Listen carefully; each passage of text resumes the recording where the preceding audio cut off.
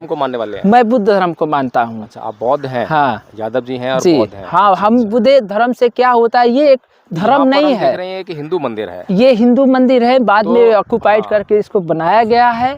जो आदि शंकराचार्य के समय में आकर ऑक्युपाइड हुए थे। सब लोग तो क्या है, कहीं घमंड भी करते हैं कि हम क्षत्रिय हो ही नहीं सकते हैं। क्षत्रिय तो वहाँ के जो दूसरा वर्ग है, जो है व्यापार में आते हैं, ओबीसी वगैरह जो कहते हैं आप लोग, उसके बाद में शूद्र कहते हैं, तमाम में से 4 बोर्ड है। तो कैसे ये सबसे, हम लोग तो शूद्र में पढ़ते हैं, तो ये कैसे हो सकते हैं, ये क्षत्रिय में नहीं हो सकते। प्राकृतिक ज्ञान दिया, प्राकृतिक रियलिटी है। उन्होंने कोई आडंबर नहीं दिया, कोई आवरण नहीं दिया है, कुछ तर्क नहीं दिया है, बल्कि जो देखा वही बोला है जी। तो क्या ये भारत और नेपाल जो है, इनके ऊपर जो है बुद्ध का कर्ज नहीं है, इनको चुकाना नहीं चाहिए? एकदम, ये आपका बात बहुत इसमें जो आपका प्रश्न है बहुत मानने की बात करते हैं कि एक आदमी की गर्दन काट दो, उसके ऊपर हाथी गर्दन फिट कर दो और लोग उसको जब विश्वास कर रहे हैं, देखिए ये तो मिथ बात है। वो मानने वाला चीज विश्वास कर रहे हैं ना। अब ऐसा कभी पॉसिबल नहीं है, साइंस कभी इसको प्रूव नहीं कर सकती है, नहीं कर सकता। और वहाँ से ऊपर से भारत के प्रधानमंत्री ये बोलते हैं कि हमारे यहाँ पहली सर्जरी हुई, भारत में दुनिया की सबसे पहली जो सर्जरी हुई है कहीं पर, जो भारत में हुई है, वो क्या हुई है कि गणेश की जो सर्जरी है, जो है इंसान की गर्दन को काट के उस पे हाथी गर्दन फिट कर दी गई। मुझे आपसे एक प्रश्न करना था कि बुद्ध का महत्व जो है इन ऐतिहासिक चीज़ों के लिए है, नेपाल में या भारत में, या कोई और बात के लिए? ऐसे है कि ये जो है बुद्ध का जो ऐतिहासिक महत्व है, बुद्ध के ज्ञान और विचार से ये बहुत महत्वपूर्ण रहता है। इसलिए लोग तमाम जगह से लोग बुद्ध के इस जो हेरिटेज साइट को, इसको टच करने के लिए, फील करने के लिए, स्पिरिचुअल इसका जो वैल्यू है उसको महत्व बूझने के लिए, किस तरह का ये इतना बड़ा सांस्कृतिक। तो बुद्ध का जो ज्ञान का जो महत्व है, वो बुद्ध का ज्ञान क्या है, क्या आपको मालूम है? जैसे 4 आर्य सत्य, 4 संसार में दुख है, दुख का कारण क्या है, दुख का निवारण क्या है, दुख का मार्ग क्या है, उसके 4 आर्य सत्य के खोज के लिए उन्होंने अपना सुख सेल समृद्धि, अपने माता पिता, अपने परिवार, प्रजा और इस संसार के चक्र से कैसे मुक्त हो पाएंगे। कौन से धर्म को मानने वाले हैं? मैं बुद्ध धर्म को मानता हूँ। अच्छा, आप बौद्ध हैं? हाँ, यादव जी हैं और बौद्ध हैं। हाँ, हम बुद्ध धर्म से क्या होता है, ये एक धर्म नहीं है। देख रहे हैं कि हिंदू मंदिर है, ये हिंदू मंदिर है, बाद में ऑक्युपाइड करके इसको बनाया गया है।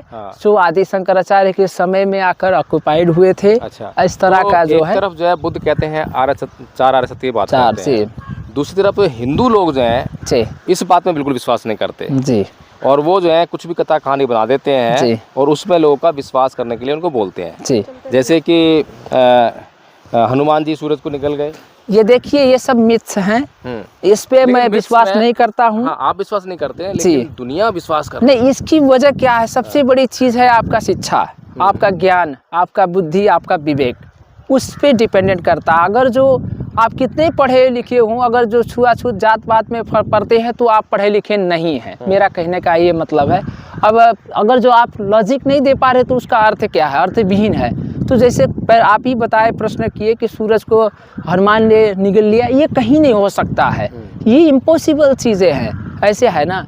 तो अभी जैसे कि भारत में अयोध्या में जो है राम की मूर्ति स्थापना की, और वहाँ पुजारी लोग बोल रहे हैं कि प्राण प्रतिष्ठा करेंगे, इस मूर्ति में जान आ जाएगी। तो ये इस तरह की बातें जो हैं, भगवान बुद्ध कहते हैं कि 4 आर्य सत्य की बात है, कार्य है, उसके पीछे कारण है, बिना कोई कारण के परिणाम नहीं आ सकता है। तो ये जो भगवान बुद्ध जो कह रहे हैं वो साइंस भी कहती है, विज्ञान भी कहती है, लेकिन जो ये हिंदू लोग जो बोल रहे हैं, इसी प्रकार से इस्लाम के लोग ऐसे देखिए, हिंदू लोग को जो है, आप 4 वर्ण में जो पढ़ते हैं, ब्राह्मण, क्षत्रिय, वैश्य, शूद्र, बुद्ध भी इसका डिनाइड किए हैं। तो जो है हम हिंदू धर्म के विरोध में नहीं जा पाएंगे, वरना क्या है, यहाँ ये तो आदमी ऐसा विरोधी है ऐसा कहेंगे, वैसा नहीं है। 4 वर्ण में करने वाले जो ये व्यवस्था, ये गलत है। हम एक समान है, एक मानव है, सब हम लोगों का इक्वलिटी होना चाहिए, सभी एक ही जो है, एक ही लोग से जन्म हुआ है। नेपाल और भारत को बुद्ध की जरूरत है या राम और कृष्ण की जरूरत है? नहीं, देखिए यहाँ सिर्फ ज्ञान की जरूरत है। मैं ये नहीं कहने वाला हूँ कि राम का जरूरत नहीं है, कृष्ण का जरूरत नहीं है, या बुद्ध का नहीं, सिर्फ ज्ञान का जरूरत है। सही ढंग से बुद्ध के पास है या राम? देखिए ज्ञान क्या है कि ज्ञान कि आपके पास भी है, अगर जो उस इस्तेमाल हम कर सकते हैं तो वही ज्ञान है। वो ज्ञान जी जिसे सर्वोच्च ज्ञान कहते हैं, जिसे प्रज्ञा कहा गया। प्रज्ञा वो ज्ञान किसके पास है? बुद्ध के पास वो है, बुद्ध रामकृष्ण के ही पास है, तो उनका ज्ञान जो है कुछ ऐसे हिंदू में अच्छा, भी एक बात इम्पोर्टेंट और चीज कहना है, ले चाहते सकते हैं हम एक लोग। बात और नहीं, हिंदू में जो इम्पोर्टेंट चीज़ हमें दिखाई दे रही है हाँ। कि मानने की बात करते जी। हैं कि एक आदमी की गर्दन काट दो, उसके ऊपर हाथी गर्दन फिट कर दो और लोग उसको जब नहीं, विश्वास कर देखिए रहे ये हैं, तो मान मिथ लें। बात है, हाँ। वो मानने तो वाला लोग चीज विश्वास कर रहे हैं जी। ना। अब ऐसा कभी पॉसिबल नहीं जी। है, साइंस कभी इसको प्रूव नहीं कर सकती है, नहीं कर सकता और है। वहाँ से ऊपर से भारत के प्रधानमंत्री ये बोलते हैं कि हमारे यहाँ पहली सर्जरी हुई, जी। भारत में दुनिया की सबसे पहली जो सर्जरी हुई है कहीं पर, जो भारत में हुई है, वो क्या हुई है कि गणेश की जो सर्जरी है, जो है जी, इंसान जी। की गर्दन को काट के उस पे हाथी गर्दन फिट कर दी गई। वो कभी नहीं तो हो सकता है। हाँ, तो ऐसी मूर्खता भरे स्टेटमेंट भी हमें जो है सुनने को मिलते हैं। अच्छा, मैं एक बात पूछना चाहता था आपसे जो है यादव जी, कि नेपाल की धरती पर क्या बुद्ध का कर्ज है? देखिए, मैं इस उत्तर अगर को नेपाल ये कहता है जी कि भगवान बुद्ध सिद्धार्थ के रूप में यहाँ पैदा हुए जी और लुम्बिनी में पैदा हुए जी। और 29 वर्ष तक यहाँ जहाँ हम खड़े हैं, जी। यहाँ पर उन्होंने जीवन जिया, तो क्या इस भूमि पर भगवान बुद्ध का कर्ज नहीं है? क्या नेपाल को उनका कर्ज नहीं उतारना चाहिए? जरूर जरूर, इसी क्योंकि प्रकार से जो भगवान बुद्ध जो सारा जो ज्ञान प्राप्त किया वो बोध गया में प्राप्त किया बिहार में, उसके बाद जो है उनका कुशीनारा सारनाथ में जो अंतिम वो हुआ, और श्रावस्ती जिसके आज हम बस्ती के नाम जानते हैं, तो वहाँ सारा उनका जो जितना भी है उपदेश का बहुत बड़ा भाग जो वहाँ पे हुआ। और जो भारत की भूमि है, एक तरह से जितना भी ज्ञान भगवान बुद्ध ने प्राप्त किया उसका प्रचार प्रसार जो किया वो लगभग भारत की भूमि में किया।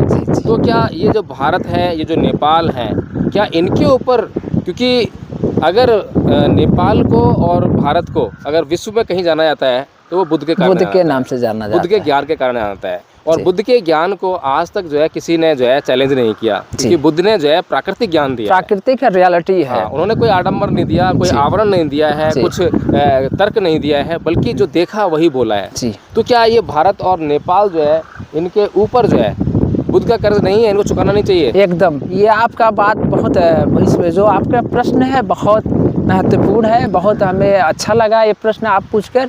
ये भारत नेपाल को क्या है, बुद्ध के विचार से ही जाना चाहिए। अभी हम रास्ते से आ रहे थे तो सारी तरफ जो है वो झंडे लगाए हुए हैं, जय श्री राम लिखा हुआ है, हनुमान जी की जो एक आपने देखी कोई चित्र जो है इसमें वो बहुत गुस्से में दिखाई दे रहे हैं जी।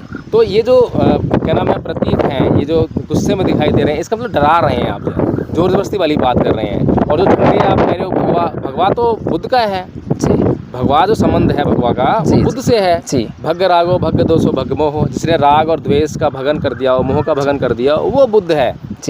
तो ये जो जोर जबरदस्ती से जो संस्कृति जो मतलब जो आज डेवलप की जा रही है, आज आप जो है सारे जो रास्ते हैं उस पर झंडे लगाए हैं, मकानों पर झंडे लगा रहे हैं, ये सब चीज़ जो है कहीं ना कहीं। और अच्छा, जिन लोगों के घर पे झंडे लगे हुए हैं, जो लोग झंडा लेके घूम रहे हैं, उन्होंने ना तो रामायण पढ़ा है, ना महाभारत पढ़ा है, और उन्होंने कभी सोचा भी नहीं है, विचार भी नहीं किया है कि राम का चरित्र क्या है, कृष्ण का चरित्र क्या है, उन्होंने किस ज्ञान को आप लोगों को दिया है, जिस ज्ञान पर चलकर आप जो है अपना उन्नति कर सकते हैं, विकास कर सकते हैं, और बुद्ध का ज्ञान क्या है, और उनके ज्ञान पर चलकर आपका क्या हो सकता है, क्या नहीं हो सकता है। इस प्रकार से जो चिंतन मनन जो है अब तक मेरे ख्याल से ना तो नेपाल के लोगों ने किया है, ना करने का प्रयास कर रहे हैं, ना ही भारत के लोगों ने किया, ना वो करने का प्रयास कर रहे हैं। नहीं, मैंने बहुत आप प्रश्न जो किया बहुत अच्छे से आप हमें बताया।